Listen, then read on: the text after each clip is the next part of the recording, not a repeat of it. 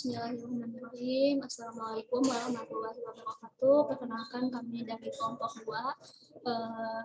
Tia Nurilmia, saya sendiri, Neng Hamidah, dan juga Ibu Mary Sylvia. Saya di sini akan menjelaskan tentang sistem integumen.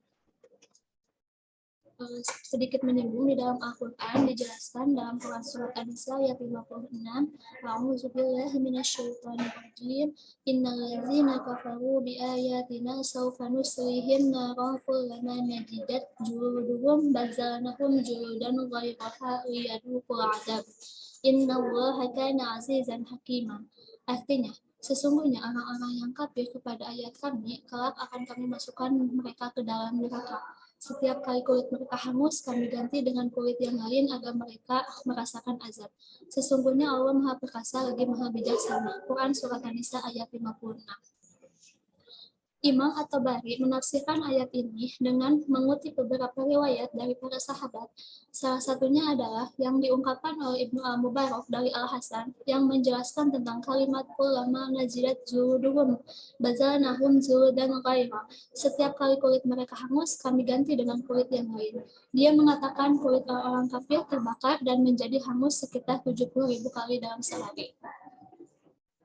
Adapun anatomi fisiologi kulit, yaitu pengertiannya sistem integumen adalah sistem organ yang membedakan, memisahkan, dan menginformasikan kita dari lingkungan sekitar. Sistem ini seringkali merupakan bagian dari sistem organ terbesar yang mencakup kulit, rambut, kuku, kelenjar keringat, kelenjar minyak, dan kelenjar susu. Sistem integumen mampu memperbaiki dirinya sendiri apabila terjadi kerusakan yang tidak terlalu parah, dan mekanisme pertahanan tubuh pertama, pembatas antara bagian luar tubuh dengan dalam tubuh. Nah, kulit adalah organ lapisan luar yang menutupi tubuh manusia dan merupakan organ terbesar yang menutupi tubuh sebanyak 15-20% dari total massa tubuh manusia.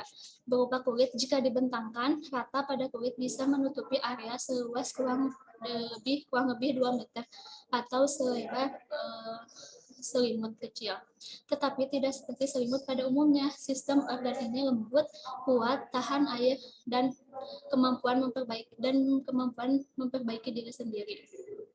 Nah, sistem kulit ini terbagi menjadi 3 lapisan, yaitu ada epidermis, dermis, dan subkutis atau hipodermis. Ketebalannya bervariasi tergantung pada letaknya. Nah, ini di telapak tangan dan telapak kaki letaknya ketebalannya 1 mm. Kelopak mata, pipi, dahi, dan perut adalah 0,1 mm. Kulit juga selain berfungsi sebagai penutup, ternyata kulit memiliki beragam peranan dalam kehidupan kita. Kulit memungkinkan interaksi antara kita sebagai pemilik tubuh dengan dunia luar yang merupakan suatu sistem yang disebut dengan sistem integumen. Selanjutnya adalah fungsi kulit. Fungsi kulit itu terbagi menjadi 3, ada sebagai proteksi, regulasi, dan juga penerima rangsang. Ini adalah sebagai proteksi, yaitu melindungi seluruh tubuh dari ancaman macam-macam yang kita dapatkan dari lingkungan, misalnya infeksi, organisme lainnya, kerusakan karena radiasi matahari, dan zat-zat kimia berbahaya yang ada di sekitar kita. Kulit juga berfungsi untuk menahan tekanan dan benturan dengan kolagen lentur yang merupakan kandungan utama lapisan. Sebagian besar di lapisan epidermis ini ya terdiri dari sel kulit yang bernama keratinosit. Sel-sel ini berganti secara menyeluruh setiap sebulan atau 4 minggu sekali. Sel baru terbentuk di bagian atas. Dasar akan mendorong sel-sel, nah yang ini di sini terbentuk sel-sel yang baru, sel-sel yang atas, dan yang sel-sel yang tengah. Si sel tengah ini mendorong ke atas yang disebut dengan keratinosit. Nah ini yang ungu-ungu ini disebut dengan kreatin.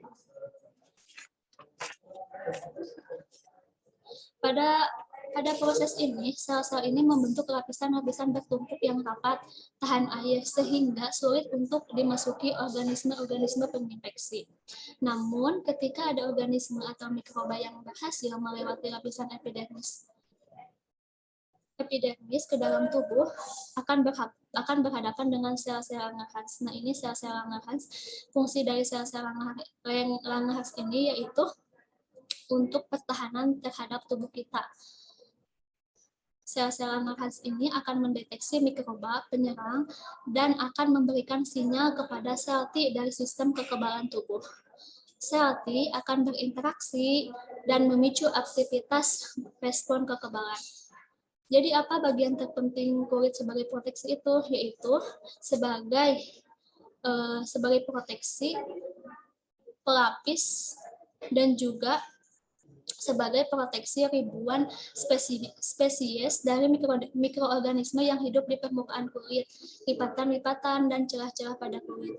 Mikroorganisme ini berupa bakteri dan fungi yang dapat hidup, yang dapat hidup di lipatan-lipatan minyak yang dihasilkan oleh kelenjar minyak yang ada di lapisan dermis.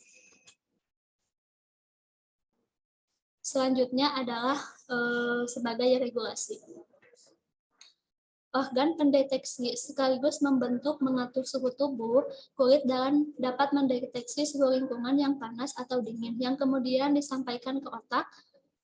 Saat informasi ini diterima otak, akan memberikan respon ke pembuluh darah. Nah, si otak ini akan memberikan respon ke dalam pembuluh darah yang ada pada kulit. Akibatnya, pembuluh darah akan merangsang jika tubuh terlalu panas, yang mana terjadi proses melepasnya panas dari darah melalui kulit, atau menyempitnya pembuluh darah jika tubuh terasa dingin, sehingga menyerap panas dari lingkungan.